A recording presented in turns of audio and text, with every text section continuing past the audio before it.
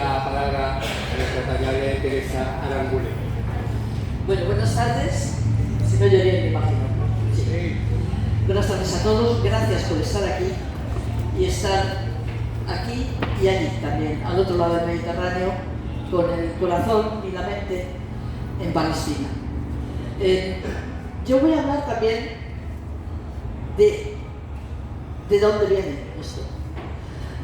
Porque creo que necesitamos desmontar toda una estrategia de comunicación que básicamente ha tenido desde el inicio como objetivo ocultar, tapar la realidad de Palestina, tapar la existencia de Palestina. Y un modo más eficaz de taparlo es también lo que está mirando. Pero hay también, a través del lenguaje, a través de la negación y a través de la manipulación informativa. Yo recuerdo, creo que llevaba como unos 10 días la ofensiva israelí en Gaza, una imagen que salió en las televisiones de un hombre. Oye, nos ha castigado a estar aquí en estas sillas, esto es incomodísimo, lo digo para la siguiente. No sé, yo estoy como una gallina aquí. Pero no sé, voy a estar en la línea privilegiada.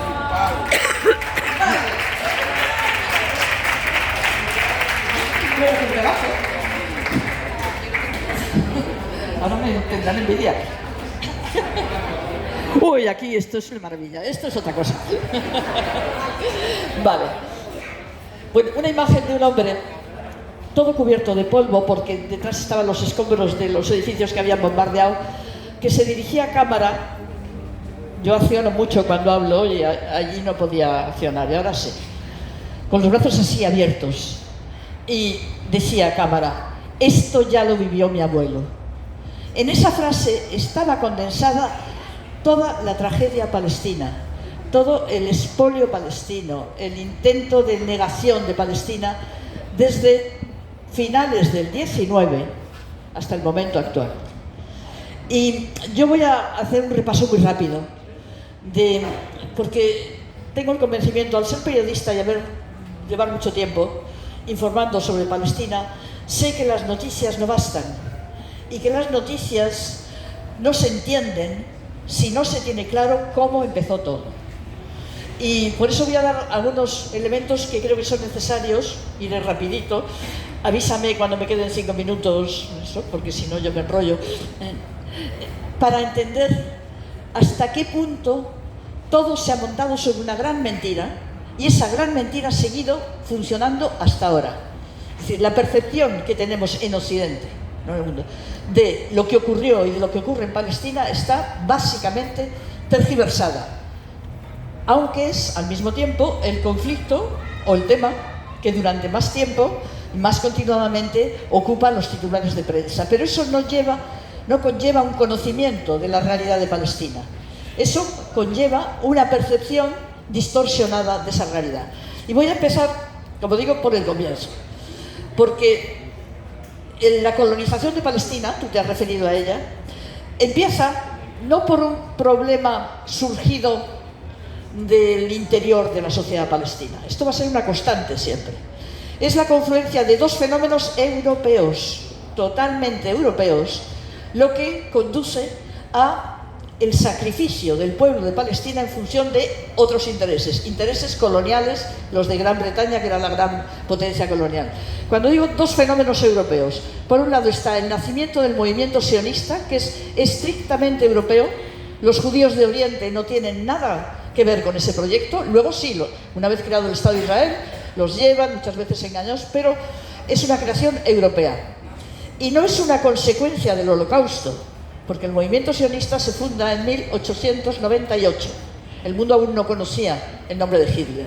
Sí está impulsado por el antisemitismo europeo, eso es innegable. Uno de los argumentos del movimiento sionista era: tenemos que conseguir un territorio en el que seamos mayoría. Y ahí es donde es muy importante el tema demográfico, que ha estado siempre presente en toda la estrategia de Israel con respecto a Palestina. En un primer momento incluso se barajaron territorios como Uganda, la Patagonia, eso, pero que se dieron cuenta. Tú dirías a un judío inglés que que está bien instalado, que puede ser de clase media alta, eso, que su patria está en la Patagonia. Pues no se iban a ir, no tenían ningún éxito. ¿Por qué se recurrió a Palestina? Por el reclamo bíblico, el reclamo religioso, que siempre funciona.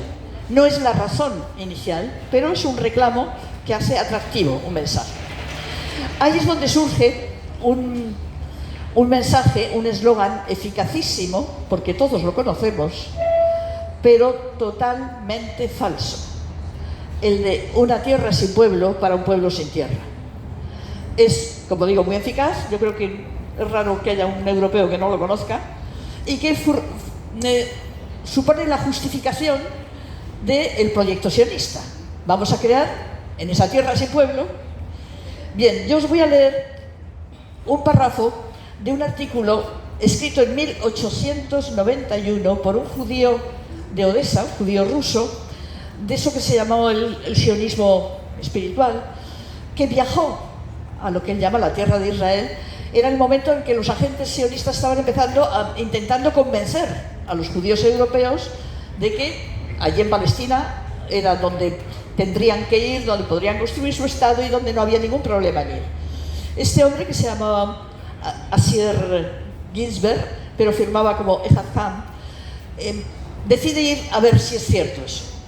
Y escribe después un ensayo que se llama Viaje a la tierra de Israel. Os voy a leer un párrafo de este, que lo tengo. 1891. Tenemos la costumbre de creer, los que vivimos fuera de Israel, que allí la tierra es ahora completamente desértica, árida e incultivada, y que cualquiera que quiera adquirir tierras allí puede hacerlo sin ningún inconveniente. Pero la verdad es muy otra. En todo el país es difícil encontrar campos cultivables que no estén ya cultivados. Y luego continúa así describiendo eso. Bien, en este párrafo se ha desmontado ya los dos grandes mitos del sionismo: la tierra sin pueblo para el pueblo sin tierra, y el desierto hecho florecer. Porque ¿qué es lo que nos está contando este hombre? Que toda la tierra está cultivada, y es así. El territorio geográfico de Palestina pues es propio de la cuenca del Mediterráneo. No se diferencia mucho de lo que es determinadas zonas de Grecia, del sur de Italia y de España. Y tiene zonas semidesérticas como las tenemos aquí, y tiene zonas que son vergel, y zonas más cultivables, más de montaña, más áridas. Bien, una geografía que da para muchas cosas diversas.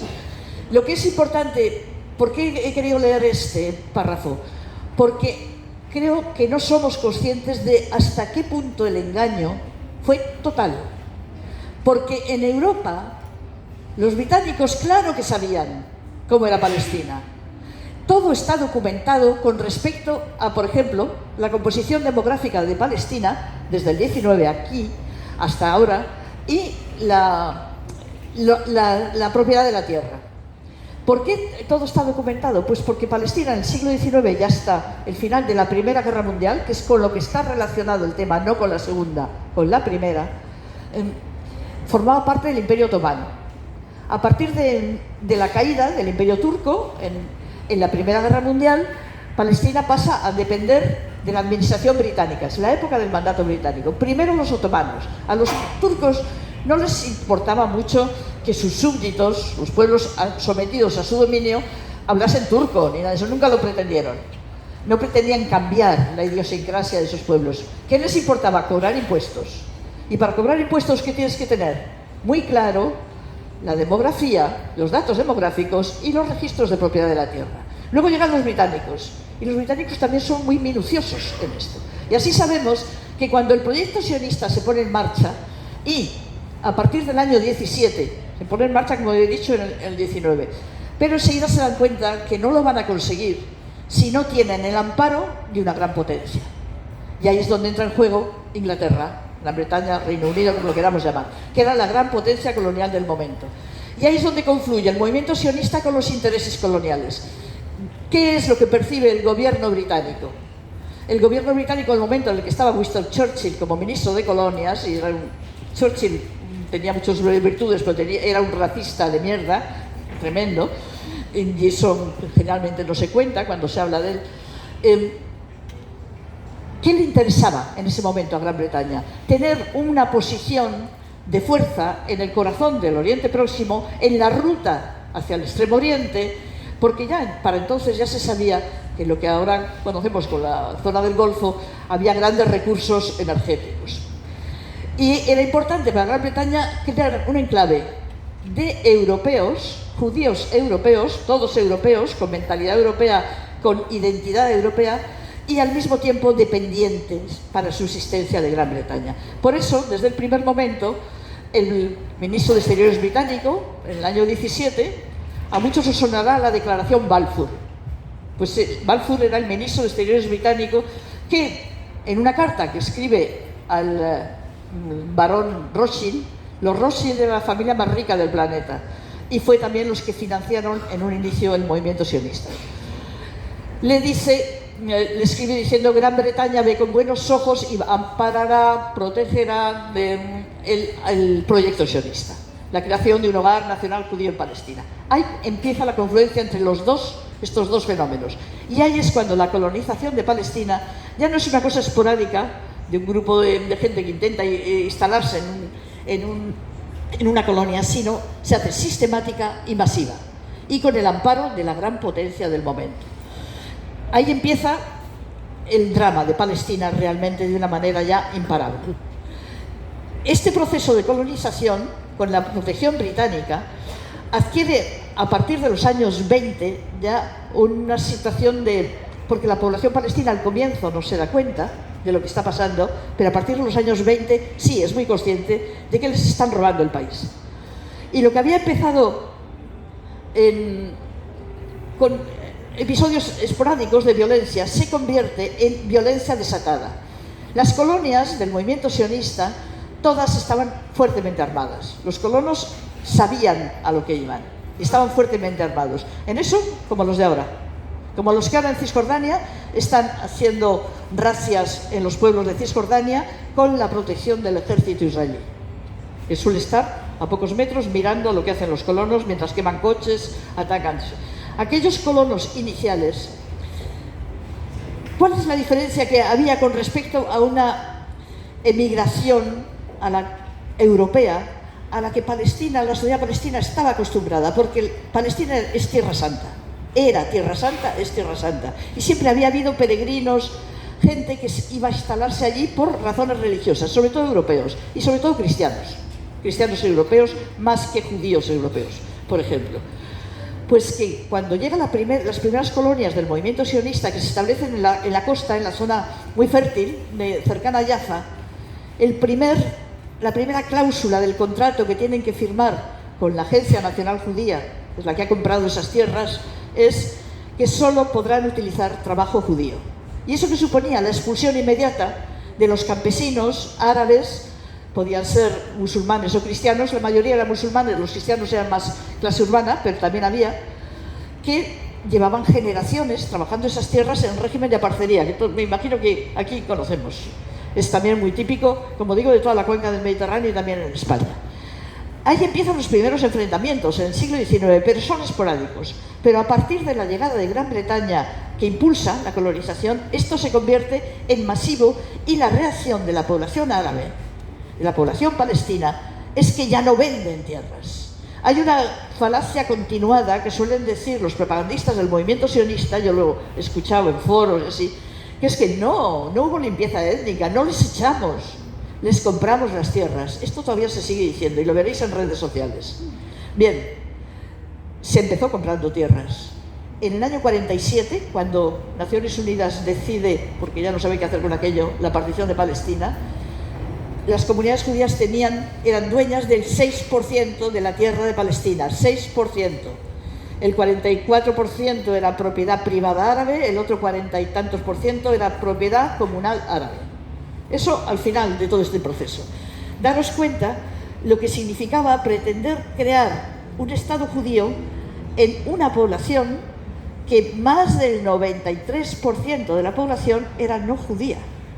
Y eso está en los censos de la administración británica. En el año 21, los británicos hacen un censo de la población y en ese momento era en torno a unos 1.200.000 habitantes, el 75% musulmanes, en torno a un 11% cristianos, en torno a un 7% judíos. Ahí es donde Gran Bretaña y el movimiento sionista pretenden crear el Estado judío. La necesidad de emplear la fuerza se vio desde el primer momento. Se sabía que la población no lo iba a aceptar fácilmente. Llegamos a un momento clave, que es el año 36, que se produce la gran revuelta contra la administración británica porque la población palestina se da cuenta de que le están robando la tierra. Esa revuelta, que en los libros de historia figura como la gran revuelta árabe, dura como la guerra civil española hasta el 39. 3 años de resistencia. Comienza con una huelga general de 6 meses de duración, que luego deriva en disturbios, enfrentamientos. La represión británica fue atroz. También porque es importante señalar esto, porque otro elemento de la propaganda sionista suele ser decir, bueno, sí, había gente en Palestina, pero no tenían conciencia de pueblo, ni de nación, no. ¿Os imagináis como todos aquí, creo, muchos de aquí tendréis experiencia sindicalista? No sé. La dificultad de que es mantener durante 8 meses una huelga general que te paraliza el país. Eso requiere una sociedad con un mínimo de organización, con una coherencia interna, con unos vínculos de solidaridad, que contrasta con la percepción que el movimiento sionista consiguió, y no solo el movimiento sionista, sino la mentalidad colonial de Occidente, hacer penetrar en la opinión pública occidental, que es la de que Palestina era una zona semidesértica por la que de vez en cuando pasaba un árabe a camello. Esa es la percepción, la imagen que se tiene, y es totalmente falsa. La sociedad palestina de los años 20, había más periódicos en Palestina que en España en esos años. Tenía un grado de desarrollo, pues se quiere, inferior a la de otras zonas de Europa, pero era una sociedad diversa, en desarrollo, donde había ricos, pobres, comerciantes, poetas, hombres de negocios, gente muy rica también, que también fueron expulsados. Hay que decirlo, no es un tema de pobres contra ricos, el de Palestina, es nacional. Es toda la población de Palestina la que fue sacrificada, incluidos los ricos. Aunque los ricos no terminaron en campos de refugiados, sino viviendo en París o en Beirut. Pero eso también es un elemento característico del tema palestino. Cuando termina esta primera intifada palestina, en el año 39, los británicos se dan cuenta de que no pueden por la fuerza imponer lo suyo y admiten algunas de las reclamaciones del Comité Árabe, del Comité Palestino. Entre ellas, la más importante, que en el plazo de 10 años habría un referéndum de autodeterminación en Palestina que decidiría qué tipo de gobierno tendría. Un referéndum de autodeterminación significaba el final del proyecto sionista. En ese momento, pese a la emigración sistemática bajo amparo británico, la población judía de Palestina en el año 47 no llegaba escasamente, en el año 39 no llegaba, en el 47 sí, a ser 1/3 de la población total de Palestina. Y en ese año 47, entre medias, del 39 al 47, ¿qué se produce? Que una parte del movimiento sionista, la parte que se llaman los revisionistas, pero en este caso revisionista no quiere decir más moderado, sino más extremo, se lanza contra los británicos, porque ven que esas concesiones suponen el fin del proyecto sionista, y lanzan una oleada de atentados terroristas contra la administración británica. El más letal de todos, en el año 46, fue la voladura del Hotel King David, en Jerusalén, que era la sede de la administración británica. Murieron 91 empleados del gobierno británico.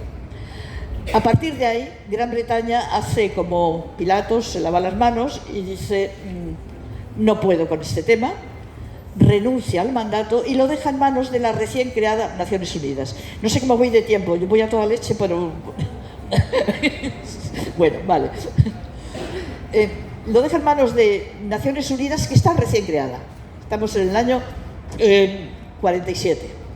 De ahí que el día 29 de noviembre de 1947 es cuando se reúne la Asamblea General, y es el día que Naciones Unidas ha declarado Día de Solidaridad con el pueblo palestino, internacionalmente.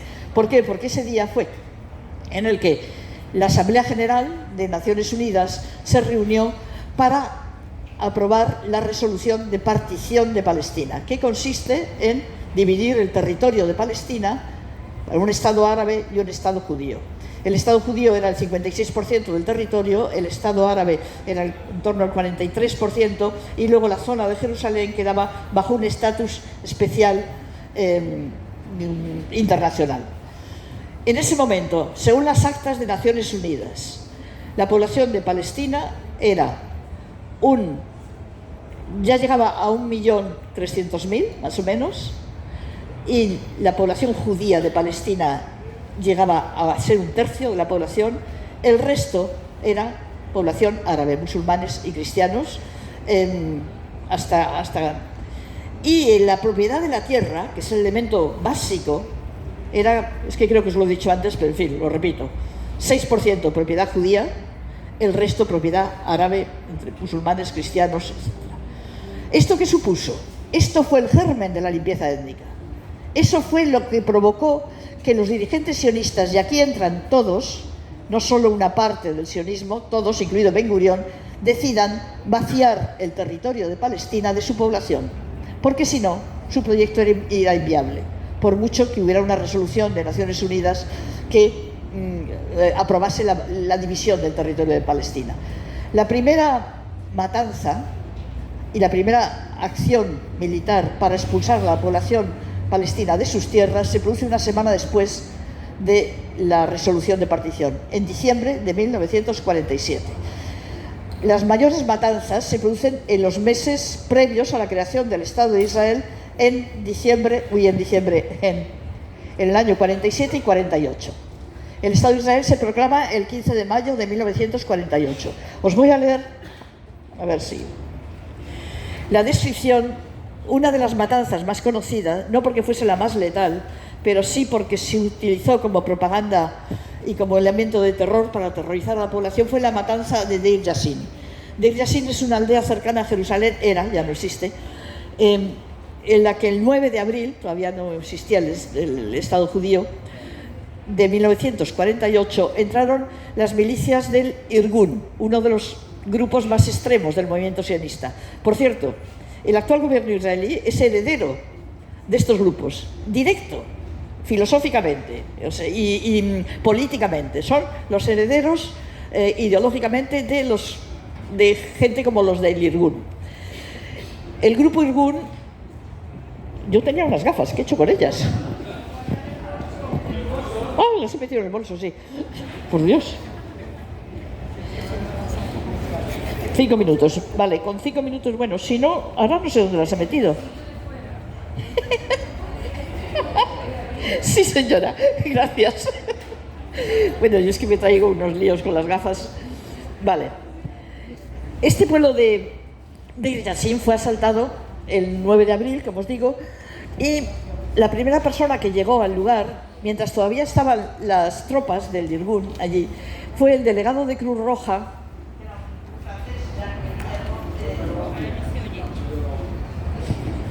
Siempre me cargo algo. El delegado de Cruz Roja. ¿No? ¿Qué esto? Ahí, ahora. Llegó a... No.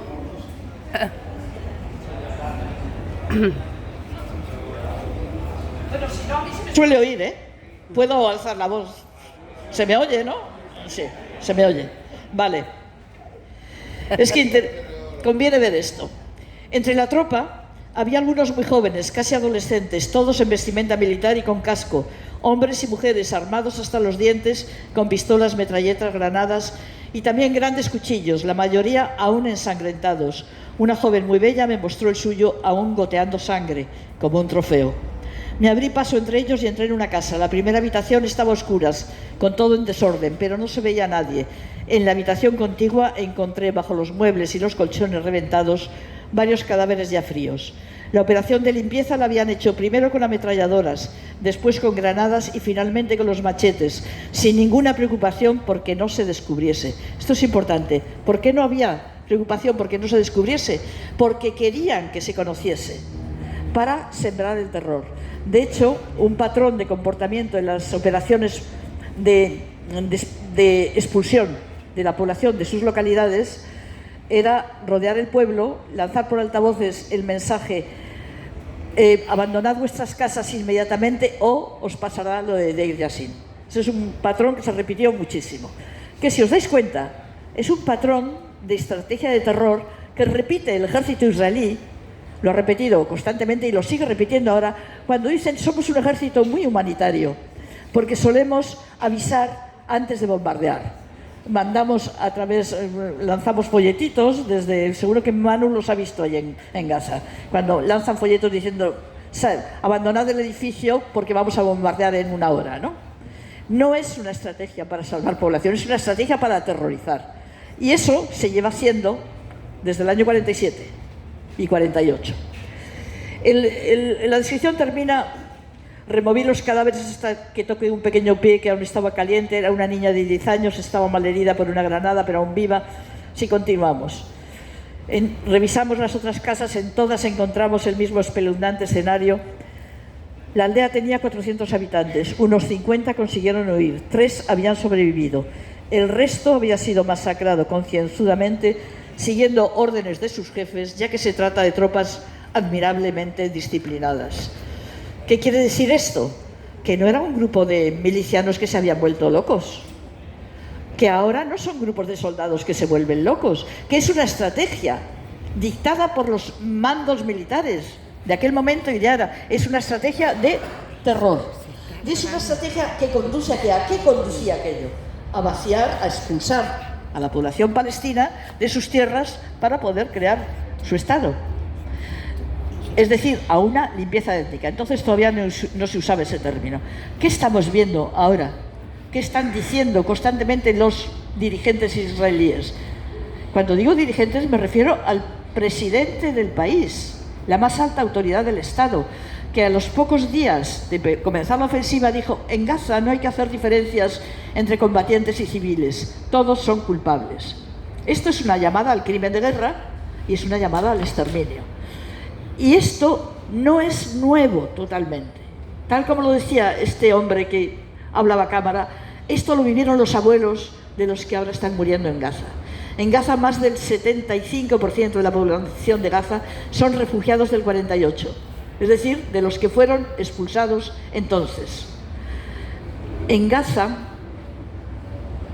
la gente de Gaza, así como en Occidente, no tenemos ninguna noción, conciencia de que esto empezó con un crimen atroz, el de la limpieza étnica. La población de Gaza, la población de Cisjordania, la población con ciudadanía israelí, pero palestina, lo que queda dentro de lo que es el Estado de Israel, no ha olvidado nada, lo tiene perfectamente presente, porque si son jóvenes lo han contado los padres o los abuelos, y porque es el trauma inicial, esencial, el corazón de la causa palestina. El corazón de la causa palestina son los refugiados. Y por eso, ya termino, que ya sé que me estoy pasando un poquito de tiempo, por eso, y lo quiero decir aquí porque sé que lo que se recaude en esta fiesta va a ir para ayudar a la UNRWA. Por eso el interés de Israel por acabar con la UNRWA, que es la Agencia de Naciones Unidas para asistir a los refugiados palestinos. Se creó en el año 49, pensando que duraría unos meses. ¿Por qué? Porque la UNRWA es el testimonio vivo, la memoria viva del crimen inicial. ¿Por qué hablamos de refugiados? ¿Por qué tiene que existir la UNRWA? Porque los expulsaron. Y por mucho que todos los gobiernos israelíes, uno detrás de otro, siempre han negado su responsabilidad en el tema, e incluso han negado la existencia de los refugiados, ahí están y son la conciencia palestina. Bueno, ya.